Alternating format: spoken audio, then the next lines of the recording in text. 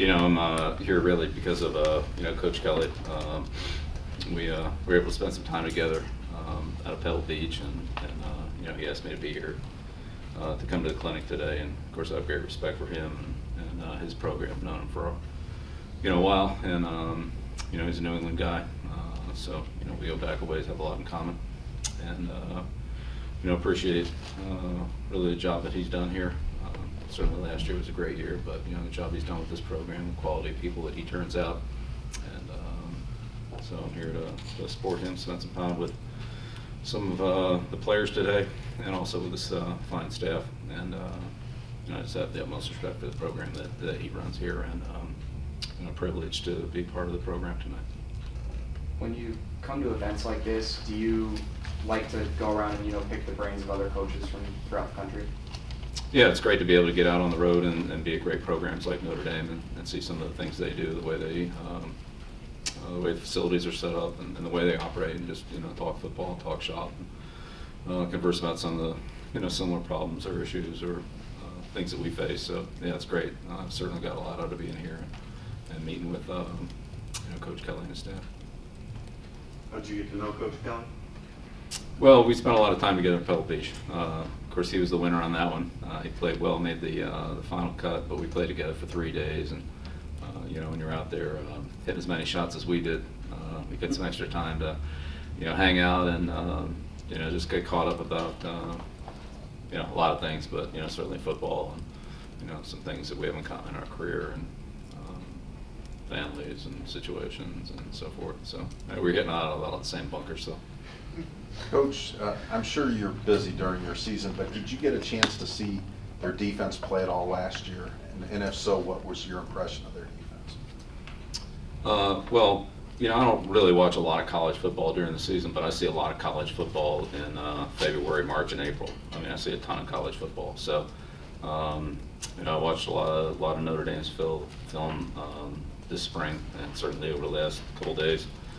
I think that they've done a real good job defensively, Bob and with Coach Kelly and Bob and his staff. I think these guys are very well schooled. They're disciplined. They play real good defense in every area. They're good fundamentally. They have good schemes. They play good on early downs, run downs, passing game, rush the passer, good situation football, good in the red area.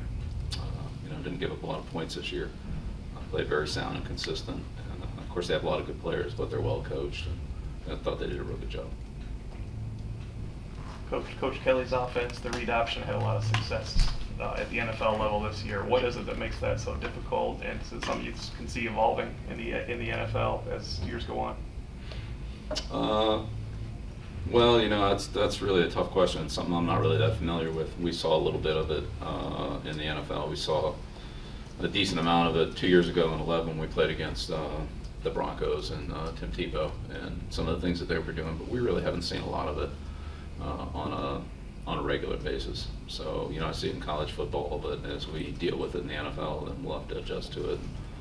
Maybe Chip Kelly, will bring it more to the Eagles. I don't know. We'll have to wait and see. But we play Carolina this year with Cam Newton in that offense, so maybe we'll see some more of it there. But I'm really no expert on that. We haven't faced too much of it in the NFL. But I'm sure that we'll start seeing more of it. It's good to try to probably stay ahead of that curve a little bit. Coach Kelly talked a lot about when he started using his tight ends differently this year, about how you influenced him with the way you used your tight ends. Do you see in the future that versatility being matched on defense, or is there more of a precedent for somebody on defense playing a more versatile role? Sure. I think it's a tough position to match up with. It always has been, and it's hard to find guys on defense that are 240 to 260 pounds that can run and are as athletic as some of the premier tight ends in college football and in the NFL.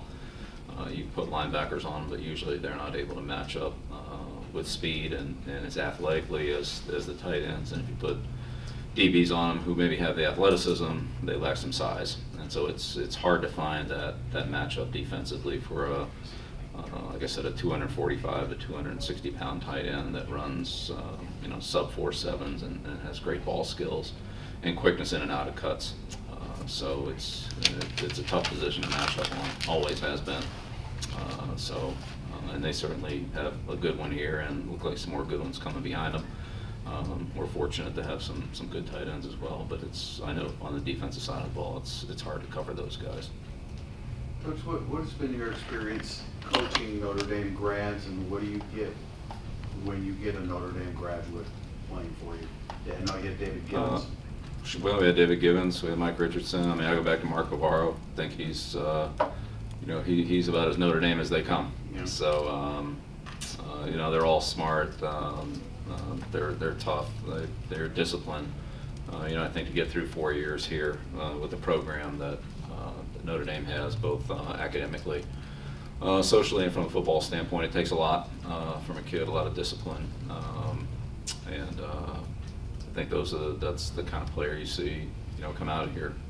Kids that are smart, that are well versed, that have more than football in their life, that have done a lot of other things here, interacting with other people in the student body and so forth. The way they do that, and not really too many red shirts. I mean, there's some, but for the most part, a lot of these kids go through in 4 years, whereas in other programs, that's more the exception than the rule. They've certainly played on a big stage. They played in front of a lot of pressure, TV games, sellout crowds.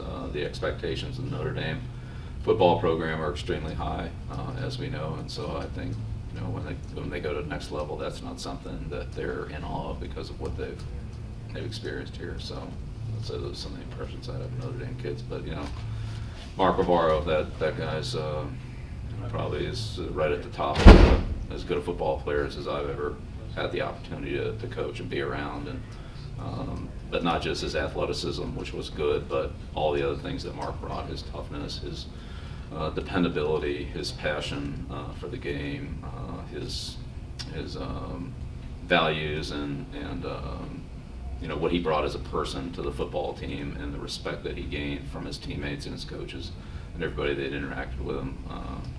Of all the players I've been with, I couldn't put any more of a Notre Dame stamp on a guy than Mark.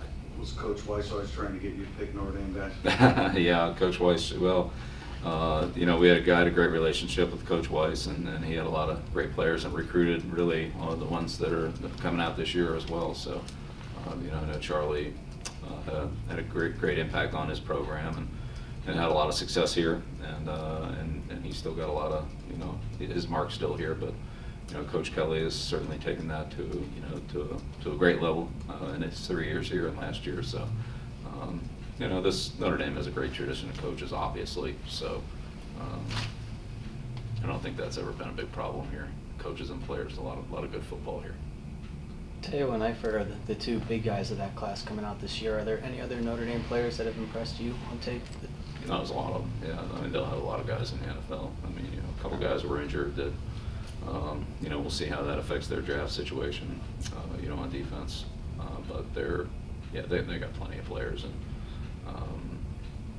we'll see how it all plays out on draft day. Really, it's always a hard thing to predict. But there's good football players here, and there's good football players behind them. This looks like a team that's got good depth and good players, and I'm sure they'll be competitive in years to come. Coach, did you get a chance to watch Manti on film, and also how did you process what happened to him off the field? Sure. Yeah. No, I saw him along with all the other defensive players.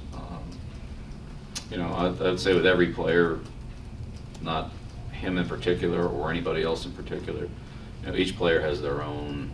It's their own composite. It's a mosaic of their football career, which can have a lot of twists and turns to it. Their personal side, their testing, the interview process, their injuries, their production, their circumstances that surrounded their playing career on and off the field. And each guy's unique. Each guy's is special in his own way. We try to evaluate each of them, put a value on them, and then do what we feel is best for our football team. So.